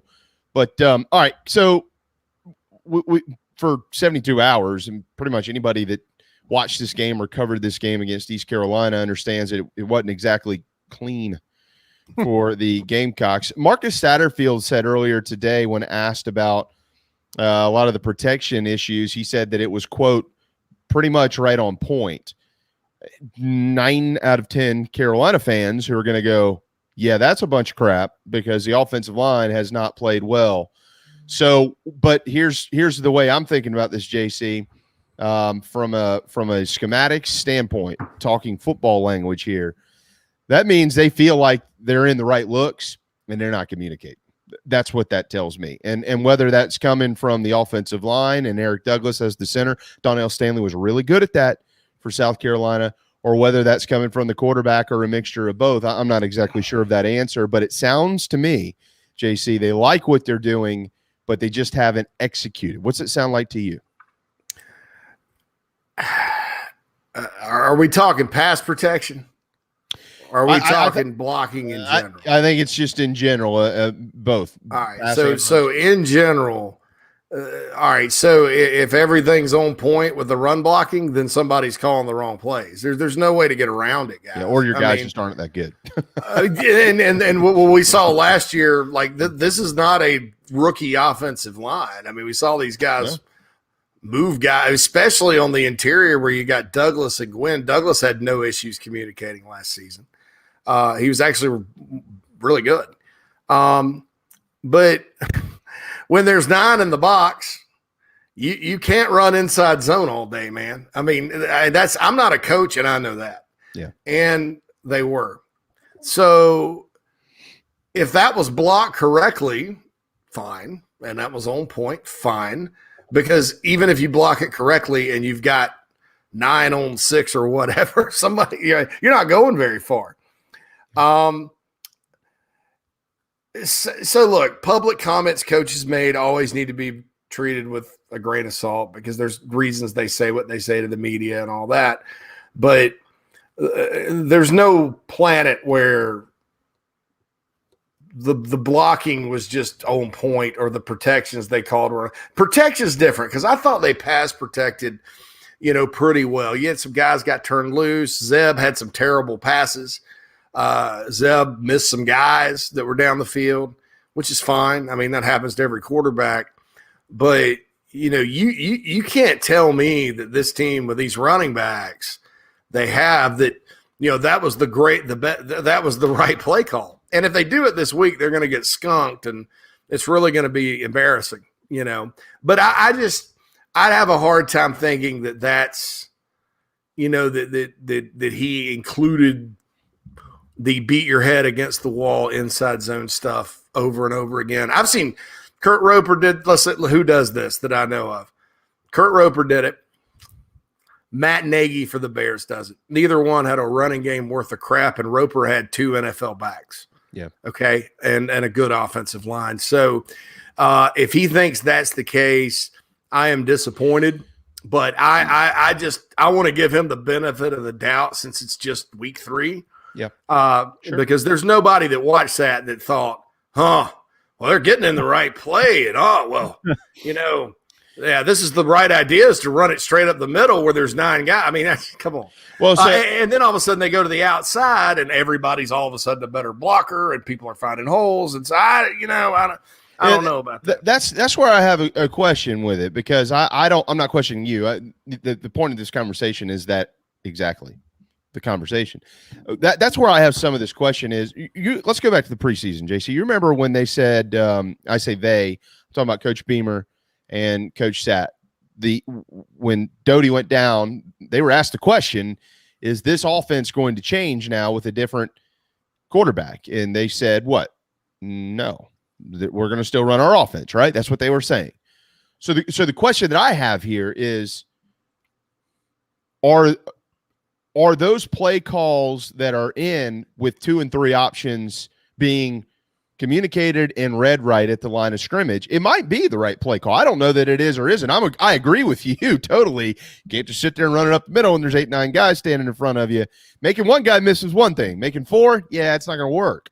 But is it an issue where you got a guy, and it just might just be where you are, and Zeb Nolan, I'm not beating up on this young man. I'm not like the Twitter heroes out there that can do better than him. Go put on a uniform like he did. Yeah, they're playing Xbox. He's doing everything he can, but there's also only so much he can do with the amount of time that he's had. I get it. He knows the playbook, but when you get out there, it's a little different. So yeah, is there a chance where some of this just isn't being communicated right from the QB position, and that's just something that they just need to maybe continue to improve? I absolutely think that's correct, and I think that's absolutely something they need to improve, and it also may be a matter of time, just because, or maybe that Zeb's not good at it. I don't know. I mean, I don't know enough about like what he was expected to do at other places in terms of checking at the line of scrimmage, but that's an easy fix. Okay. I know everybody likes to make a big deal out of huddling, because they talk that up, Oh, no, they're in the huddle. Oh, well, we're going to huddle, and make sure. But I mean, here's the bottom line. The way I see it, you can get in the huddle. You can look every man in the eye, like the ACC did to the Pac-12. Yeah, right? Look every man in the eye here, and shake your hand and make sure. What I'm about to do is totally honest. and so you go with that, and you can make sure everybody's good, and you can say the little line from Varsity Blues, "For my brothers, I'm for ready break." Whatever that redneck thing was that they did. Hey man, that wasn't a redneck thing. That wasn't Varsity Blues. It was Friday Night Lights. I'm sorry, no. The one with Billy Bob Thornton, not Billy Bob, the poor guy that died from Varsity Blues. By the way, I need to go smaller Billy Bob. Thanks for mentioning that, because I need to go buy some whipped cream later. But you've been on a diet, so you can't be having a Sunday. Whipped cream's no carbs. There's no carbs. There's no sugar in it. But nevertheless, so there is sugar-free whipped cream. Cool Whip actually has very low carbs and calories. But anyway, that's beside the point. So you get there, you can get in the huddle. And does that chick from Varsity Blues come with that bottle of whipped cream you're going to buy? Because if she does, I'll be on a flight in about 44 minutes. I don't like blondes. On that. I'm just going to say that and end this. I don't like blondes. Next question. I got a little bit different Sunday that I'm going to make. So, Jesus, it's going off the rails. All right. So in the huddle, back to the huddle. Okay. So you can look at every guy in the eye and have your whole ACC alliance moment and make this sure is an alliance. Make sure everybody knows everything and hold hands and whatever and get up to the line. And if the defense changes its look, that doesn't even matter anymore. Mm-hmm. Yep. Okay. So I know fans get frustrated with this, and I know some coaches don't really care for it or whatever. But if I'm Shane Beamer and I'm Marcus Satterfield, I'm going to say, look, we are not getting in the right play against the right look when we get to the line of scrimmage. Now, that's not necessarily play calling per se, where the coach looks at it, dissects it, calls a play, they put the signal in, let's run this. That's quarterbacking and play calling. So they do things a lot. A lot of colleges do this thing called check with me, right?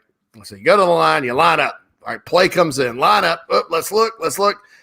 Then everybody turn. You ever seen this? You've seen this. It drives people crazy. But this may need to be what they have to do. So they'll sit there, they'll look, they'll dissect the defense, and then they stand up, look over. Yeah. And did that with Spurrier, did it a lot when Jake Bentley was the quarterback. Maybe they need to do that. I mean, Nolan's supposed to be sort of a coach on the field, but obviously if the protections, and everything were allegedly right, they're not getting in the right play at the right time. So I would all right, so I would consider that, because they got to run the ball, man. And if they're not getting the right run play, they need to run the ball. So, all right, so I'm with you.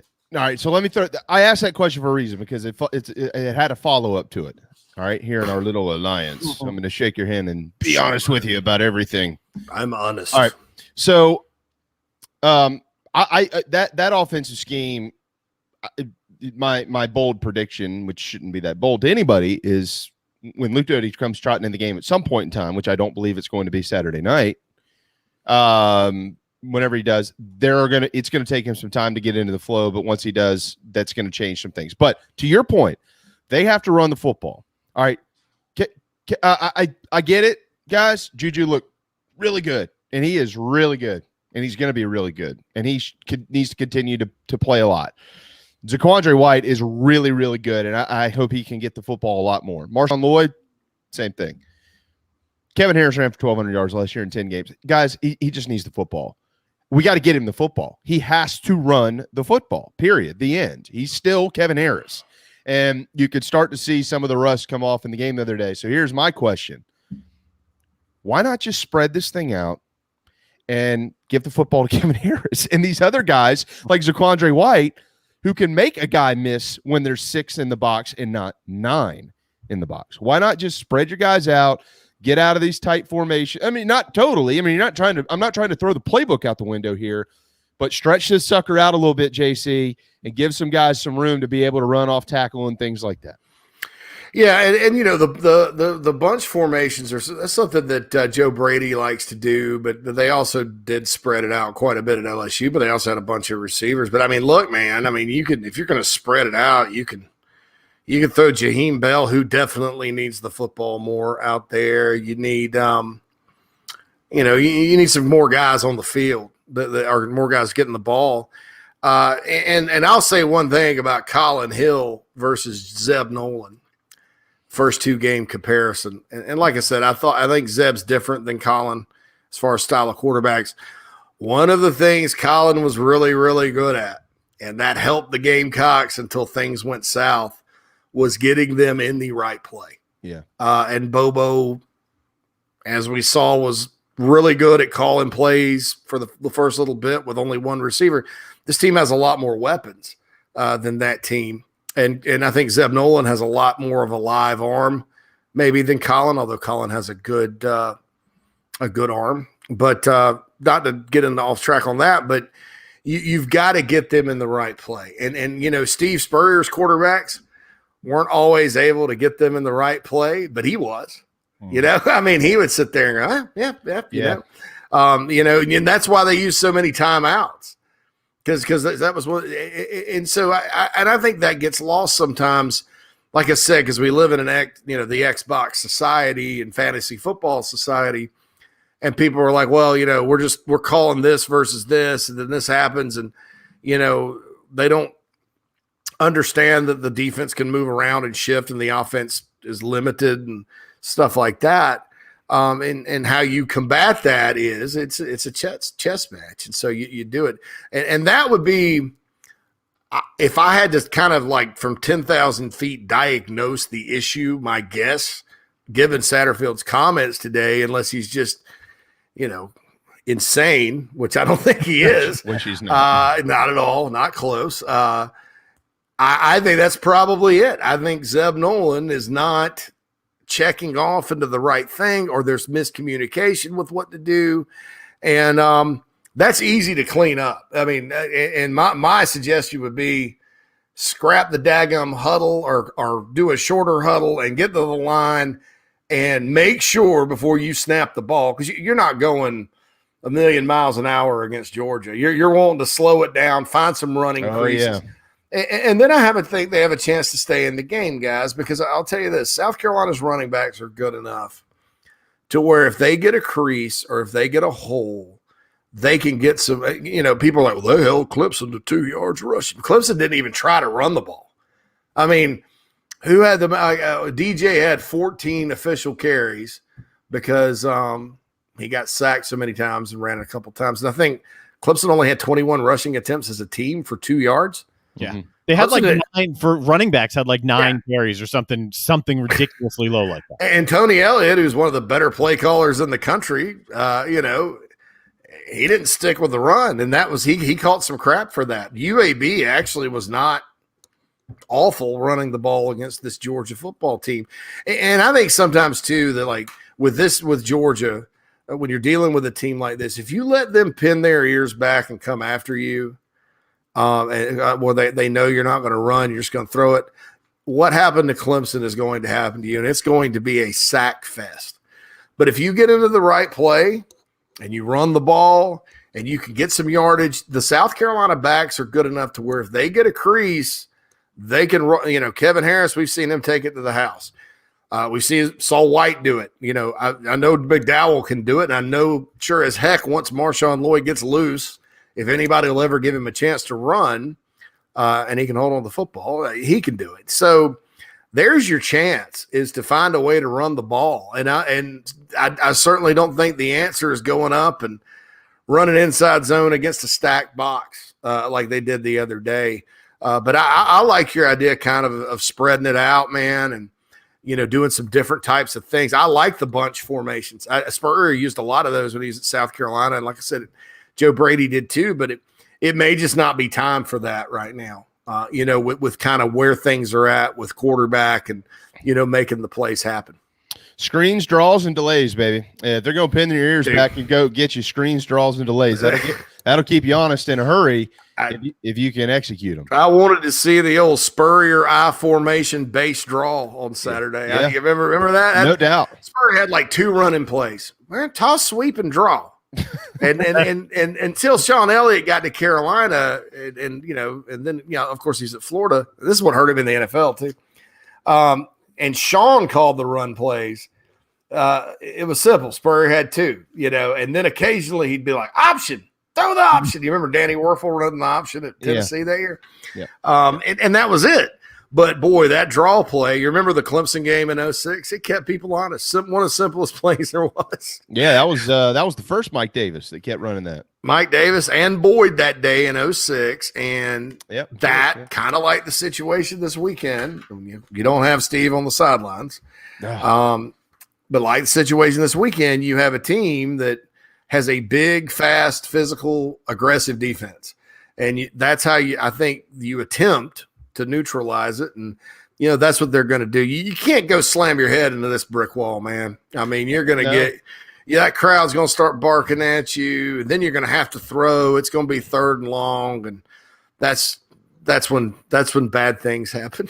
Yeah. You can't be in 3rd and long. You got to be in 3rd and manageable. And for those that are maybe a little unfamiliar at this point with Georgia's football team, but you're much more familiar with the Gamecock football program, a similar reference to Georgia's defense would be the Javon Kinlaw effect from just a couple of years ago. Jordan Davis is 6'7", 350 pounds. And when you see him, you go, God, he must be some big fat slob. Oh, no. He is every bit of 350, and there ain't a whole lot that's just hanging off of him. So he's going to take 2 guys at a time, and you're going to have to figure it out. And Go ahead, JB. Sorry. Oh, no. I was gonna say that number one, if you're North Carolina or you're Clemson or you're South Carolina or you're NC or whoever you are embarrassed by not taking Jordan Davis, especially South Carolina, considering, they were trying to run this style of defense, and having a 340-pound nose tackle is very, very helpful. This kid's from Mallard Creek, North Carolina. Yeah. In Charlotte. I was not doing rankings at the time at 24/7, so thank God. And I saw him play as a freshman in Charlotte, Mallard Creek. He was unimpressive, couldn't move. He was a 3-star guy.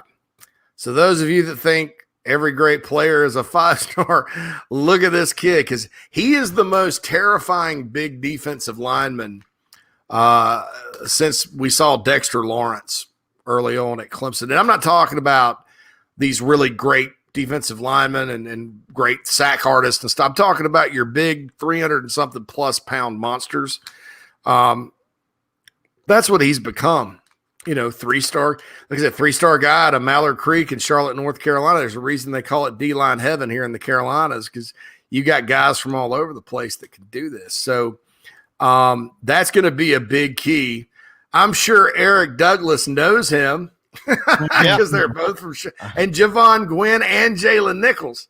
Yeah, I think so. Well, and Clayton White said today that he went to high school with his Jordan Davis's mom. Yeah, so that's a big family affair there. So they'll just be down there just chopping it up, talking about Christmas and all kinds of stuff. Heck yeah. But I mean, yeah, you got Vaughn, Gwynn, and Douglas all from Charlotte, then Davis from Charlotte. So that the middle of the offensive defensive line with Carolina's on offense is going to be a Queen City battle, if you will. Shane Beamer said yesterday this might be the most talented team that Georgia's ever had. Period. The end. All right, so a few minutes left with you here, JC, and then we'll let you run back to the whipped cream and all that other stuff.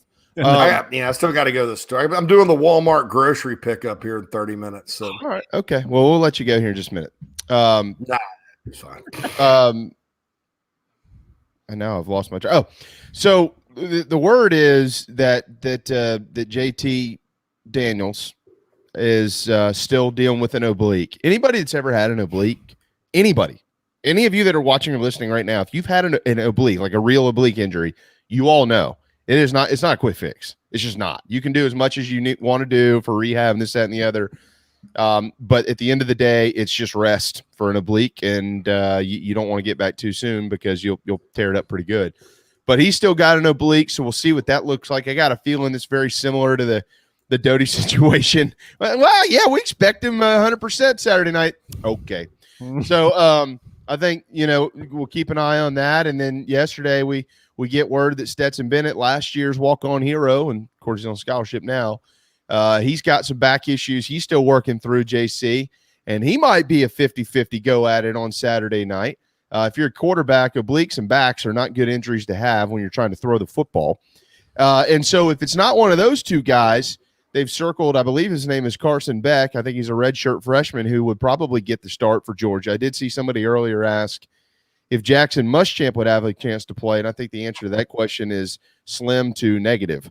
I don't see that happening at all because Brock Vandegrift is also on this roster, a former 5-star gunslinger who battled it out with Gunnar Stockton on national television a couple of falls ago. So, if it's not one of those two guys, JC, I'm not asking necessarily how much of an advantage is it to South Carolina. Georgia still has other players, but what type of impact do you think that would mean in favor, if at all, of the Gamecocks?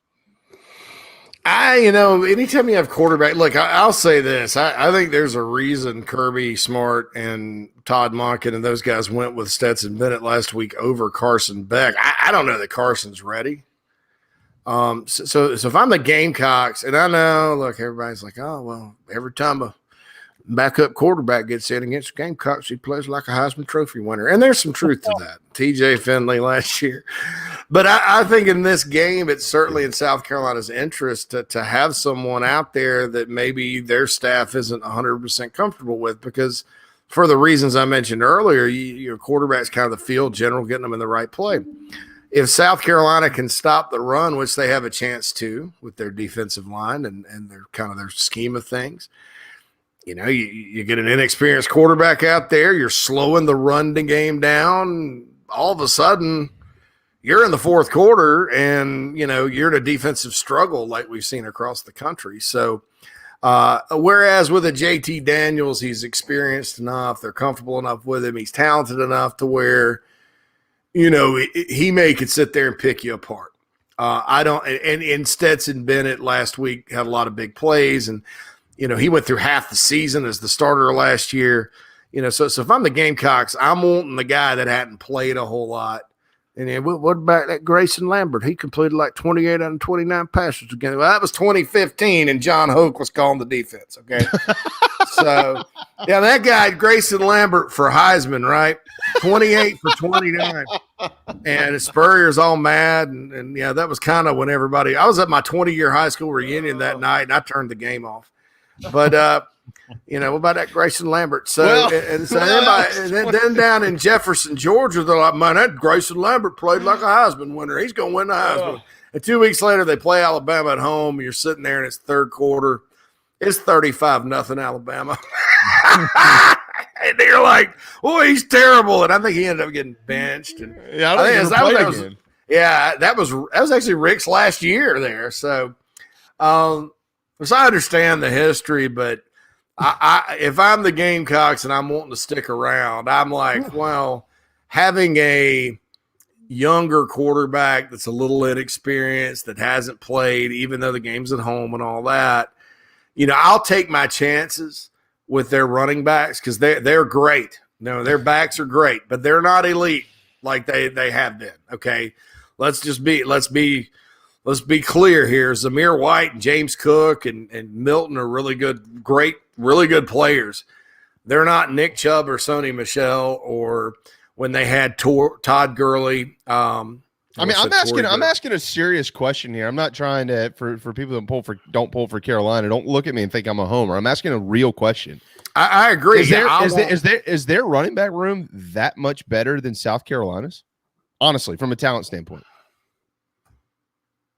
I can't honestly say that right now. Did they return the SEC's leading rusher? I mean, Carolina's got a 5-star guy. I'm literally asking. I don't. We'll find out. But yeah, we collectively probably just jinxed it because Zamir White will rush for 250 yards. And the Gamecocks will have a combined 20. We'll be sitting there going, No, right now, I couldn't honestly tell you that. And I like Georgia's running backs a lot. Absolutely. I mean, every single football season, you have to love Georgia's running backs. I always got a ton of them. But, Zamir's a guy that was a 5-star guy that's been through a lot with injuries. He's a tough, hard-nosed runner. He's really good. Cook, Dalvin Cook's brother, I think, kind of a change of pace guy. You got to watch him out of the backfield. I never thought Kenny Milton was a 5-star out of high school. I kind of thought he had, but he's done better than I thought. And then that kid, Kenny McIntosh, sort of reminds me of some of the Georgia – he's tough. Some of Georgia running backs from back in the early 2000s where you had some of these guys that would just – like when Thomas Brown played for them, take your head off. So I like their backs, man, but, if I'm just like looking and comparing talent-wise, I'm not so sure. I mean, I think it's at least a conversation you'd have to have. Yeah, I think so. All right, we're going to pick all these games coming up on Friday, JC, but the SEC, obviously the biggest game in the league is Florida's on the road in the swamp, and Florida. Well, they're in the swamp. You got that. Alabama's on the road in the swamp. 2 touchdown favorites down there.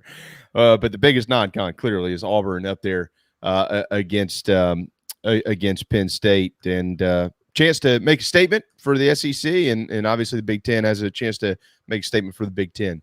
So that's going to be a lot of fun Saturday night at 7:30. I'm assuming Darren's going to be dual TVing Saturday night at his house.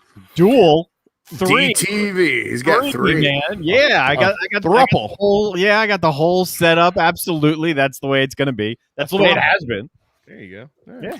I saw that on Instagram. I was scrolling through, and I guess my high school ex-girlfriend had a picture of Kung Pao chicken, and right under it was Darren's multi-screen viewing. And so I'm going to get me some Kung Pao chicken and view the screen Friday night on because I got a good setup too. I've been working on it. So, all right, here in the room where the dog went to the bathroom. All right. But Florida and Alabama. Look, Dan Mullen's forgotten more about quarterbacks than I'll ever know. I think Anthony Richardson's clearly the answer there. I think Mullen's kind of a gambler and hedging his bets, It's like, well, I'm going to make him earn it. But I think if there's a chance for Florida on Saturday, it has to be Anthony Richardson with that offense. And even at that, unless the swamp, if you're a Florida fan, you need to go buy a ticket because they need to fill it up. Bryce Young has never started and been the guy in that environment. He's played a lot, and it's better than a true freshman. But if Bryce Young, if he sits back there and he has time and they can't rattle him, and Todd Grantham against this type of offense that Alabama runs with those receivers, he gives up points in droves. Todd Grantham is like the biggest feast or famine defensive coordinator in recent college football history. I mean, no, it was Torian Gray's fault. That's why he's not there anymore. No, that's the biggest lie ever. I mean, that's just a straight up lie. Because there's no way. I mean, Torian Gray was with Grantham for what, a year, 2 years, and I knew they knew each other from Virginia Tech and all that, but that defense he runs, man, it's like I saw it at Mississippi State. I saw it at Georgia. One game Georgia would be living in the backfield and they'd hold a team to like 7 points and 33 total yards. Let's hope that doesn't happen to the Gamecocks this weekend. And then the next game, somebody throw for like 490. People just be streaking down the field. And I know Brent Venables' defense at Clemson has the ability to do that well. There's a big difference, though. Brent is more controlled chaos, and there's not as much risk as you think. There's still a lot of risk, and you still could beat him if you can get it off. But Grantham is just like, man, I've never said there. Let's just say there's opportunity if Alabama does not get rattled, for them to blow Florida out of the water. I agree. And then Auburn, Penn State, man, I like Penn State. I think, shoot, man, when you look at Penn State going on the road and getting a big win like that, 16-10 over Wisconsin, where they took their defense and went and won, and then they go to 2-0. Auburn has played, Opelika High School and Eastern Southern Illinois State and Technical College and Discount Tire and oil change. Those guys can play. Or get old Earl out here. He's going to be our center now. Wipe your face off. Watch this guy change a tire. But watch him change a tire. Like credit Auburn. You can't form. You can't help who you play. You can help who you play. Well, they probably didn't know Akron was going to be. You can help who you play in the non-con. You caught yourself there. No, the dual images came in my head. It's like Terry Bowden's last sad game at Akron where he didn't have the tie on. And then I thought about him in his Louisiana Monroe debut when he did have the tie on. And he kind of just looks funny either way because he's still rocking it from his days at Auburn. It's like, the frat guy that, still has the Greek letters on. And I don't know. And then I thought about their kangaroo mascot, and then I thought about how terrible they were, all in like 0.4 seconds. And I was like, oh my, that cracked me up. But yeah, they probably didn't know Akron was that bad when they scheduled them. But they're one of the worst MAC teams out there. And I also play in a stadium called the Rubber Bowl, which is interesting. They make tires in Akron. Very good analogy there, JC. And then Alabama State's, in the SWAC, and Alabama State, I know some of their coaches, they lost like a bunch of their best players from the spring. They transferred to other schools. So they're not that good either. And, so it's 122-10. And I wouldn't be surprised if they got shut out, guys. Well, we're going to pick Penn State. We're going to pick it on Friday. So don't get too far ahead of yourself. I think Auburn's a little bit of fool's gold right now. Yeah. Maybe not, and I hope not, because I know a bunch of Auburn people that are fired up beyond belief to be going on this road trip. This is a great game. This is a great. I'd love to see more SEC Big Ten matchups like similar to this. It's a great game. Man, could you imagine and I think this is going to happen. Alabama going to the Horseshoe in Columbus. They do. Yeah, they do down the road, or even like I think they do like the same year they played Notre Dame or something ridiculous. They do, yeah. Schedule. It's unbelievable. I think Georgia's playing Ohio State at some point too. But just imagine even like a Tennessee if they ever get back going to Michigan or something like that. Even Ole Miss or somebody going up there. I would like to see that more as well. But you know what, guys? They're not going to be able to because of the alliance. Yeah. The weekend in the Big Ten, they 5 ranked non-conference teams. The Big Ten's playing. That's the most they've played in a single weekend since 1970 something. Of those, Penn State is the only one favored against a ranked non-conference team. Purdue's got Notre Dame. Indiana is a dog to Cincinnati. Nebraska is a dog to Oklahoma, a big one. And Michigan State is a dog to Miami. Yep. Hey, Michigan State could beat Miami. I'm praying that Indiana beats Cincinnati. I don't think they will. All those things. Purdue at Notre Dame. I don't know. The Michigan State.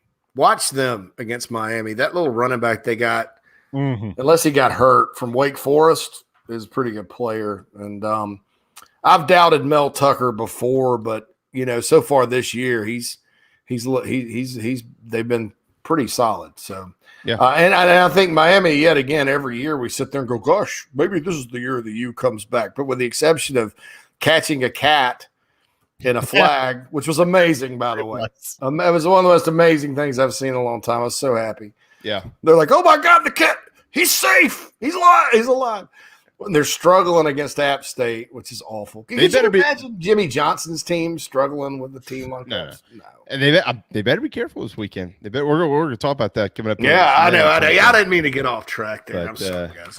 Kind of, I see, kind of like Alabama. Oh, talking about the Auburn schedule. The Auburn schedule, yeah. Well, Alabama did it with Miami. It's more like Clemson playing South Carolina State and UConn. Well, they probably didn't know UConn was going to be that bad when they scheduled them. I mean, UConn is so bad. Like, they are so bad. I'm going to tell you this. Jesus, they're bad. I'm going to tell you this. When South Carolina played Eastern Illinois, they shouldn't play that game. It's a stupid game to be scheduled. When they scheduled Eastern Illinois, Dino Babers had just left, and they were going to the final. Whatever it is in FCS, but yeah, I mean, these things are going to happen. They're always going to be on the schedule. You do them so far in advance. Just like the other day, somebody was like, "Oh my God, we play Coastal Carolina and App State in the same season." Yeah, and they might both not be any good that year. Yeah, I think Coastal's coming back to reality really soon. Nothing against them, and I think that App State will probably be good, but you're like, I mean, why are you're sitting there concerned about playing those games in 2030 like it's next week, and why are we scheduling Virginia Tech?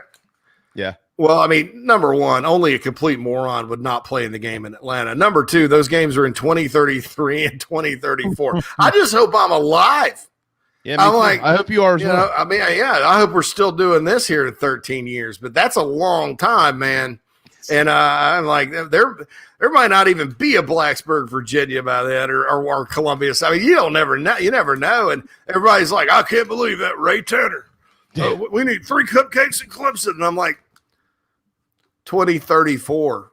Yeah. Man, I'm like, just hope you're there to see it, brother. The way as fast as this sport has changed in the last 12 months, I wouldn't put any stock in anything that's on the schedule. No, and I'll point something else out that's pretty interesting here is, so Carolina had Georgia Tech on the schedule for 2019 and 2020.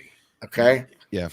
And as time went on and you realized that you valued your offensive lineman's knees or defensive lineman's knees because of all the crappy clut blocking they did and with their Southern Conference talent. Muschamp, I think Spurrier and Muschamp both were like, we need to get out of this, right? And so they did, but yeah, had they not, they would have faced Jeff Collins' juggernaut and rolled to an easy win in Atlanta and Columbia over Tech. So that just goes to show you, it's not wise to fear anybody until like at least 2 years out. So. Yeah. Hey, Clemson's got it. And it's a little early. Hey, Clemson's got him this weekend, and they are going to get embarrassed, I think, in that game. It's I think the line's 28.5. It's give me. I'm not a betting guy, but give me the over. They're not. Clemson's got some animosity to take out this game. I mean, they're probably gonna come out fired up, and they've really. If you think about Clemson and Georgia Tech, it's listed as a rivalry because I think it has been over the years. They've played some great. I mean, there's been some classics, right? And Georgia Tech used to be a pain in the backside. Yeah, right. To Clemson, and Tech leads the overall series still by 17 games. There you go, Clemson fans. You folks that like to roll out the overall series all the time, yeah, like this guy down here. I said, always go to the old well. Oh, you lose to Citadel or App State. We were talking about schedules. That's how they are. They own the state. They say what they want. We let them go. But anyways, keep going. Yeah, that's fine. I don't know that App State. Never mind. Yeah. It's pointless. It could be like the sky's blue. No, it's not. It's yellow. You're right. It's like talking to my wife. I get it. But okay, so Deshaun Watson's freshman year, they go down to Tech like they normally did when they went to Tech. They got beat because they had lost like 1, 2, 3, 4, 5 in a row since they hadn't won at Georgia Tech. That was like their 5th in a row. Yeah, that they had lost. Well, Brent Venables all of a sudden started figuring out the Paul Johnson Southern Conference option offense, and where it really was noticeable is in 2016 they go down there. Clemson didn't play great on offense that day, but they played great on D. I think they held Tech to like negative yardage, and you could just tell then they're like they've completely figured this out by playing teams like Wofford and set it up. Because Clemson would always kind of schedule an option team in addition to these guys. And it just hasn't been a contest. You go through the whole, situation with Johnson leaving and retiring or whatever. And, Jeff Collins just hadn't had the roster. I mean, last year in Atlanta, it was 73-7. Yeah. 73-7. I mean, it's just it just hasn't been close. And it's probably not going to be close Saturday, and it's probably not going to be close the year after that, blah, blah, blah. Yeah. But, hopefully Georgia Tech at some point will build it back. I think Jeff Collins is a good recruiter. I don't know if they'll stick with him or what. But kind of like Will Muschamp, I think he'll leave players there for whoever's next. Unlike Paul Johnson, who, obviously, his success speaks for itself and his wins speak for themselves. But that's no way to take care of your program in college football today, nor is it a good way to take care of your defensive lineman's knees with all the cut blocking to do. Mm-hmm. Yeah, absolutely. We'll let you run on that note, JC, but good news. We'll have you back at 1:00 on Friday. All right. I'll be fired up and less wordy and hopefully have a cleaner house by then. Bring your green hat and your whipped cream. I will. See you, brothers. See you, man. There you go. Later. 1:50 on this Wednesday afternoon on the JB and Goldwater show. I know I'm sitting here talking about Friday. No, I want to correct my Tiger friend here. You're making a different point. We weren't making a point about losing games. We were talking about scheduling games. Yeah.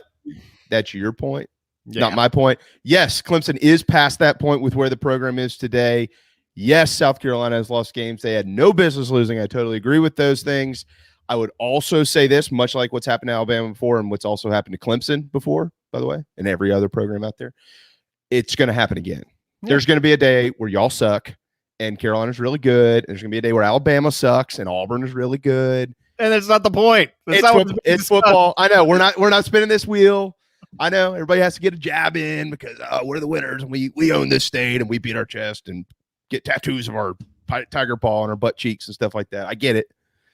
Point was, we were talking about bad scheduling for Auburn, and it turned into somehow it's take a shot at Carolina Day. So, got to correct you where we need to correct you here. Speaking of taking shots, we could take them at the ACC because the ACC does suck. Let's all be honest.